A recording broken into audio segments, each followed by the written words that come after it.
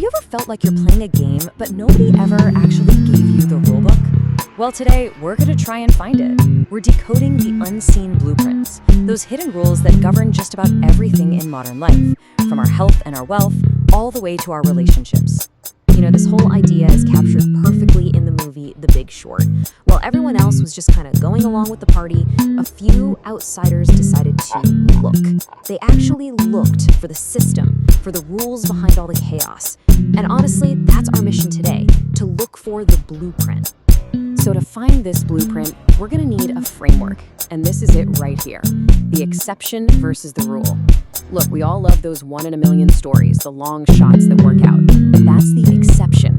But real power, real understanding comes from knowing the rule, the predictable outcome in most situations. Knowing the difference between the two is the key to actually navigating the world. All right, so here's our game plan. We'll start by identifying this invisible game. Then we'll dive into 2 key rulebooks, one for our inner world and one for the outer system.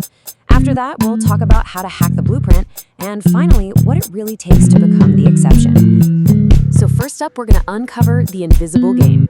This is all about pulling back the curtain and really seeing the hidden structures and unspoken codes that are constantly shaping our choices and our lives, a lot of the time without us even realizing it. Okay, the first rulebook we have to master is rulebook number 1, the inner world.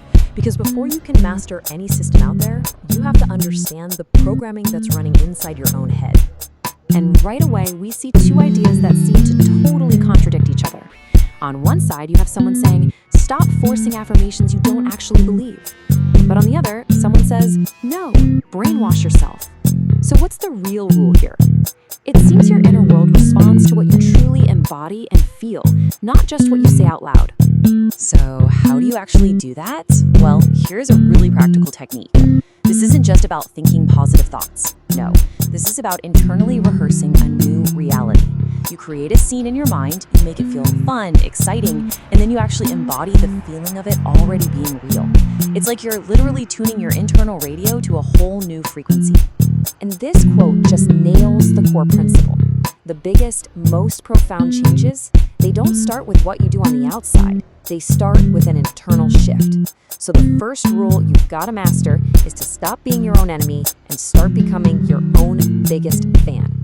Everything else is built on top of that. All right, so once you've started to get a handle on your internal operating system, you got to navigate the world around you, right? And that brings us to rulebook number 2, the outer system. This is all about the unwritten social, cultural, and even financial codes that are all around us. Comedian Jimmy O. Yang points out a perfect example of how these cultural blueprints can define something as universal as love. His rulebook for showing affection was written by his upbringing, where doing things for people, acts of service, was the default language, not saying I love you. We all have this kind of cultural programming. And the rules can get even more subtle. I mean, take dating. A tiny physical shift, just leaning forward versus leaning back, sends a completely different message without you saying a word. Leaning in can come across as needy. Leaning back suggests confidence, value. Understanding these tiny nonverbal rules can literally change the entire game. And these rules apply even in the most complex systems you can imagine. Think about the 2008 financial crisis. A synthetic CDO sounds impossibly complicated, doesn't it? But the Big Short analogy just makes it so simple. It was like a chef bundling a bunch of old, risky fish into a fish stew and calling it a gourmet meal. It was just a rule-based system for making bad stuff look good. Once you get the recipe, you understand the rest. Okay, so once you start to understand these inner and outer rule books, you're not just a player in the game anymore. You can actually start hacking the blueprint. You can consciously start to bend the rules in your favor. We're seeing this happen literally with our own biology. Biohacking is all about understanding the rules of our bodies and then giving them specific inputs to get the outputs we want. This could be anything from using creatine to help your brain when you're stressed or sleep deprived, to using specific supplements to rebalance your hormones. You're actively rewriting your own physical code. But hacking your mental blueprint, that can be even more powerful. Anaya McMillan talks about how her brain was basically programmed for poverty. But after she actively hacked that operating system, her business generated over $13 million in just 4 years. The The results of changing your internal rules can be absolutely staggering. So what was her big hack? It's based on a really simple but profound rule.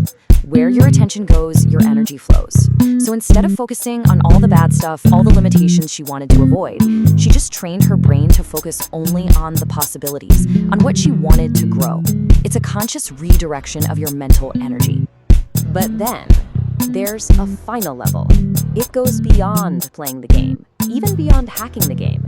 There are some people who become the exception. These are the people who decide the existing rules just don't apply to them anymore, and they set out to write completely new ones. And this mindset is just perfectly captured by creator Amber Scholl.